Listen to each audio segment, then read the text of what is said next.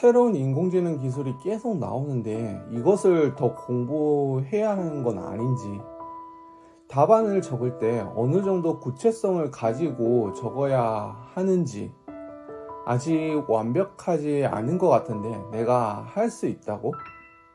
이런 생각이 든다면 지금 내가 이 공부의 목표를 달성하는데 가는 길이 조금 빗나간 일 경우가 큽니다. 이 시험의 긴 터널을 뚫어내시기 위해서는 기본을 더 단단히 하셔야 하고요. 내가 알고 있는 기술 지식으로 이야기를 해 주셔야 됩니다. 그리고 충분한 자신감을 가지고 있어야 합니다. 안녕하세요, 엘빈 기술사입니다. 지난 콘텐츠에 합격을 만들어준 기술사 공부법의 비밀 1에서 기본적인 이야기를 했었는데요. 오늘은 그에 이어 두 번째 이야기를 해보도록 하겠습니다. 기술사 시험을 준비하시는 분이라면 위 질문에 대해서 공통적으로 고민 한 번 정도는 해보셨을 거라고 저는 생각을 합니다. 지금 나오는 신기술을 못 적어서 떨어진 것 같다? 아는 것을 적었는데 왜 점수는 낮을까? 이렇게 해서 내가 진짜 합격을 할 수 있을까? 저도 공부를 하면서 이런 똑같은 생각에 매번 맴돌았는데요. 이런 생각을 하시고 있으면 지금 시각을 조금 돌려서 생각해 볼 필요가 있다고 저는 생각을 합니다. 우선 지식의 범위에 대해서 먼저 이야기를 해보도록 하겠습니다. 우리 기술사들은 시험을 준비할 때 정말 방대한 지식을 습득해야 합니다. 특히 IT 관련한 기술사일 경우에는요, 인공지능 기술이 하루가 멀다 하고 바뀌고 있는 상황이라 좀 더 그런 것 같습니다. 그러면 우리는 이 지식을 다 따라가면서 익혀야 할까요? 저는 과감하게 아니다 라고 얘기를 하고 싶습니다. 이런 지식의 문제가 하나가 물론 합격의 당락을 가를 수도 있기는 합니다. 그런데요, 그 한 문제는 사실 나올지 안 나올지 모르는 운의 영역이라고 저는 생각을 합니다. 그러면 운이 아닌 영역은 어디가 있을까요? 그 부분은 모두가 기초라고 생각하는 그 부분이 아닐까라는 생각을 합니다. 결국 IT 전공을 하면서 기본적으로 알아야 하는 그 지식들이 있는데요.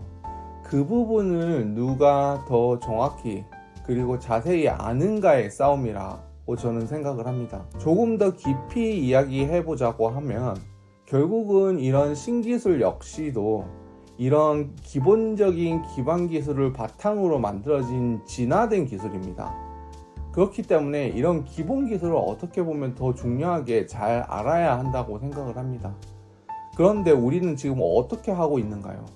모르는 새로운 기술을 이해하는데 더 힘을 쏟고 있지는 않은가요? 그런 중요한 기본 기술들을 시험 기출 문제를 봐도 반복적으로 나오는 것을 알 수 있을 겁니다. 이렇다면 우리가 집중해야 하는 부분은 정해져 있지 않을까요? 두 번째는 집중과 디테일 부분에 대해서 이야기를 해보겠습니다.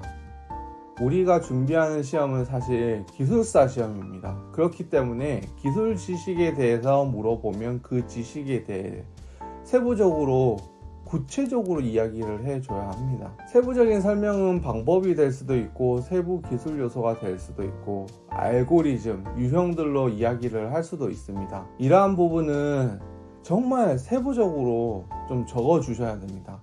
그런데 사실 모의 시험을 보거나 할 경우에 우리 한정된 시간에 모르는 이야기를 적기 때문에 그렇게 깊이 쓰는 데 있어서는 한계가 있는 게 사실입니다. 그래서 우리는 그냥 일반적인 개념 정도로 적는 경우가 많습니다. 만약에 그렇게 적어서 좋은 점수를 받는다라고 하면 기술사와 사실 일반적인 사람, 지식이 많은 사람들과의 그 차이는 무엇일까요? 우리가 기술사라는 시험을 준비하고 있기 때문에 최대한 기술에 대한 부분을 자세히 적는 것을 생각하셔야 됩니다. 그럼 그 디테일은 어떻게 적어야 하는 걸까요? 생각해보면 우리 시험을 준비하시는 분들이 대부분 회사에서 어느 정도의 위치에 해당하시는 분들이 많으신데요. 현장에서 공통적으로 보고서나 많은 자료를 검토하실 때 이런 생각이 드실 겁니다. 이 자료는 뭘 적었는지 모르겠고 그래서 어떻게 하라는 건가?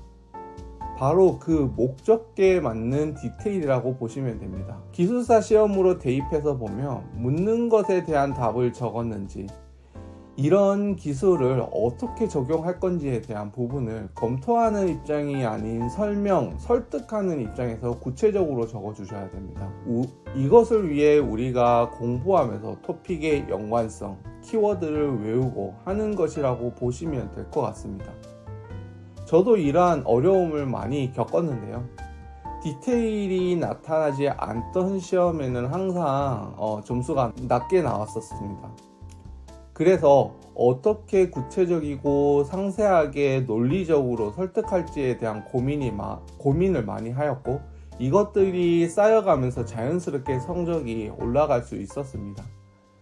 그렇기에 이 부분은 고득점을 가기 위해서 반드시 챙겨야 하는 부분임을 명심하셔야 됩니다. 마지막은 자신감입니다. 이 시험은 어려운 것이라고 생각을 하고, 이 시험 합격은 할 수 있는 것인가? 라고 생각을 많이 하시는데요. 사실 이런 마음가짐이 기저에 있다라고 하면 계속 의심하게 되고, 그 의심 속에서 앞으로 나아가기가 사실 어렵습니다. 이왕 이 판에 들어왔다고 하면 합격을 못하는 거, 이런 거는 없다라고 생각을 하시고요. 어떻게든 합격을 한다라는 의지로 방법을 찾아낸다는 그런 마음가짐으로 임하셔야 됩니다.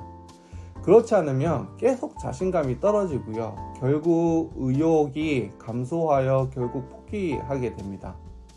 저 또한 공부를 지속하면서 이런 갈등을 많이 겪었는데요. 딱 2번 크게 중간, 마지막 이런 겪었었고요. 그 사이에 어떻게든 극복할 그 생각만 했던 것 같습니다.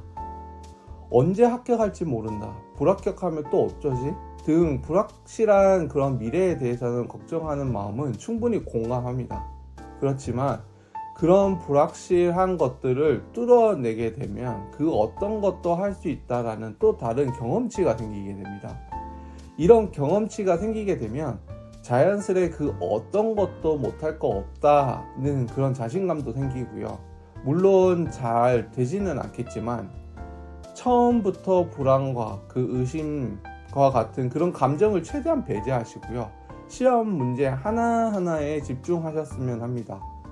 그렇지 않고는 이 시험을 합격하기 힘들다고 저는 생각을 합니다. 제가 이렇게 이야기하는 이유는 저의 마지막 합격회차와 저의 합격회차 전의 시험은 큰 차이가 없다고 생각을 합니다. 다만 한 가지 큰 차이가 있었다면 전 회차에는 제 자신을 좀 의심했고요. 합격 회차는 합격에 대한 확신을 가지고 시험에 임했습니다.